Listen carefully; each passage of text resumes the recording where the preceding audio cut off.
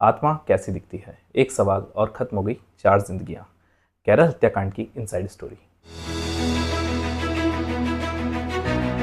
नमस्कार मित्रों, मैं राजेश्वर पाठक। आज मैं point of view horror story में आपके लिए एक ऐसी स्टोरी लेके आया हूँ जिसको सुनकर आपके रोंगटे खड़े हो जाएंगे। यह कोई भूत या पिशाच की घटना नहीं, यह एक मर्डर मिस्ट्री है। लेकिन इसको सुनकर आप डर जाएंगे और सोचने पर मजबूर हो जाएंगे कि आदमी का दिमाग उससे क्या क्या करवा सकता है।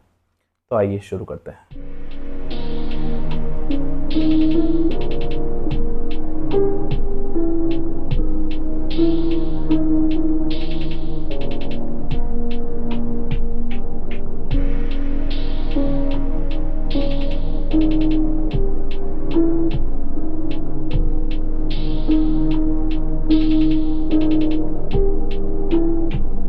कहानी केरल के उस युवक की है जिसकी एक सनक ने 4 लोगों की जान ले ली।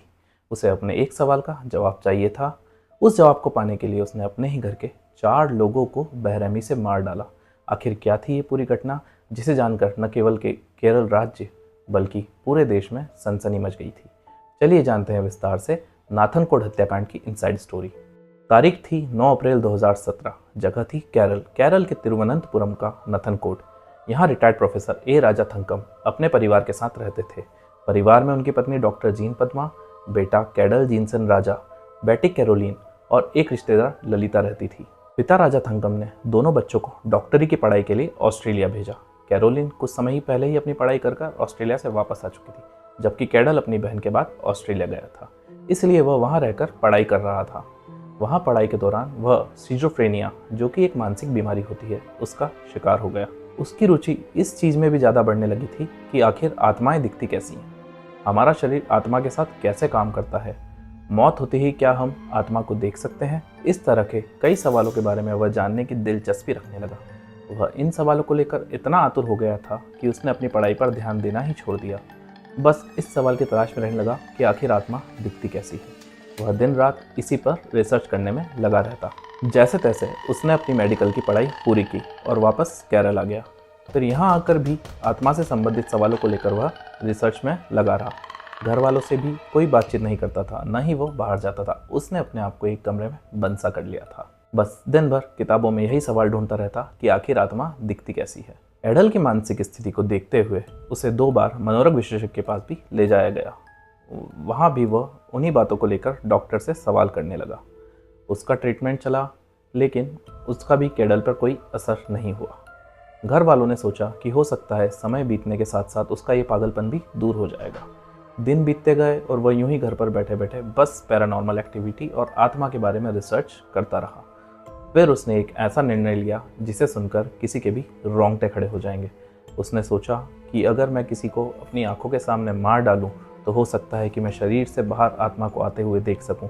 इसके लिए उसने किसी का मर्डर करने का प्लान बना डाला। फिर कैडल का शिकार बनी उसकी माँ। 6 अप्रैल 2017 के दिन वह घर पर सिर्फ कैडल, उसकी माँ जीन पद्मा और आंटी ललिता थे। कैडल सबसे पहले अपनी माँ के कमरे में गया। वहाँ उसने देखा कि माँ बेड पर लेटी हुई है। कैडल ने माँ को तेज़धार हथियार से मारना शुरू कर दिया। माँ उसके सामने गिड़गिड़ाती रही कि वो ऐसा ना करे, लेकिन कैडल के सिर पर तो भूत सवार था। उसे तो बस आत्मा देखनी थी, इसलिए वह माँ पर हमला करता रहा। चीख पुकार सुनकर दूसरे कमरे से आंटी ललिता भी वहाँ आ गई। कमरे का मंजर देख वह दंग रह गई। तभी उसके मुंह से चीख निकली। कैडल ने पीछे मुड़कर पहले उन्हें देखा, फिर अपनी माँ को देखा। तब तक माँ की मौत हो गई थी। कैडल को लगा हो सकता है जब वो पीछे मुड़ा तब उसकी माँ की आत्मा निकल गई होगी, इसलिए वह फिर अपनी आंटी की तरफ बढ़ने लगा। उसने फिर उन्हें भी उसी तरह मार डाला, लेकिन तब भी उसे आत्मा दिखाई नहीं दी। यूं ही 3-4 घंटे बीत गए। कैडल वहाँ बैठकर यही सोचता रहा कि आखिर उसे आत्मा दिखाई क्यों नहीं दी। इसी बीच कैडल के पिता राजा थंकम और बहन कैरोलिन भी घर पर आ गई। दोनों ने अंदर का नज़ारा देखा तो वह सन्न रह गए। कैडल को तब तक कोई फर्क नहीं पड़ा। उसने फिर आत्मा को देखने के चक्कर में अपने ही पिता पर तेज़धार हथियार से वार कर दिया, लेकिन फिर भी उसे आत्मा नहीं दिखी। उसने इसी तरह अपनी बहन को भी मार डाला, लेकिन अफसोस इस बात पर हुआ उसे कि उसको आत्मा अभी भी नहीं दिखी। वह यूं ही 3 दिन तक फिर उन लाशों के साथ बैठा रहा। दरअसल उसे लग रहा था कि शायद आत्मा अभी भी उन चारों के शरीर में है, इसलिए वह 3 दिन तक लाशों के साथ बैठा रहा।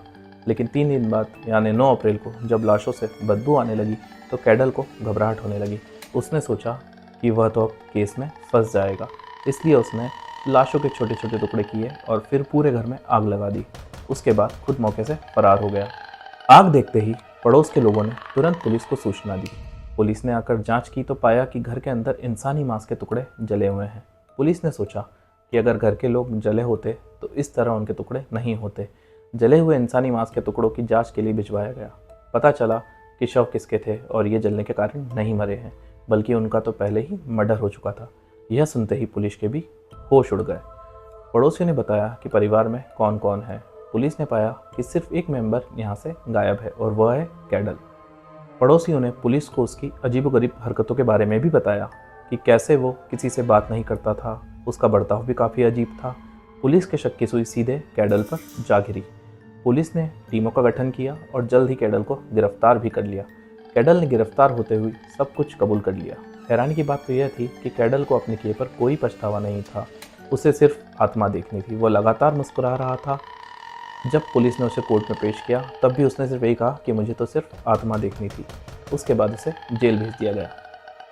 क्या मानसिक विकार इतने खतरनाक हो सकते हैं कि वह अपने ही परिवारजनों की जान ले ले? सोचने वाली बात है। और अब हमें यह भी ध्यान रखना चाहिए कि अगर हमारे आसपास, हमारे शहर में, परिवार में, घर के पड़ोस में कोई मानसिक रोगी हो तो उसे इस बारे में बताएं, उसका इलाज कराएं और उसकी मदद करें। ऐसी स्टोरी हम आपके लिए लाते रहेंगे। अब मैं आपसे इजाज़त चाहता हूँ। धन्यवाद।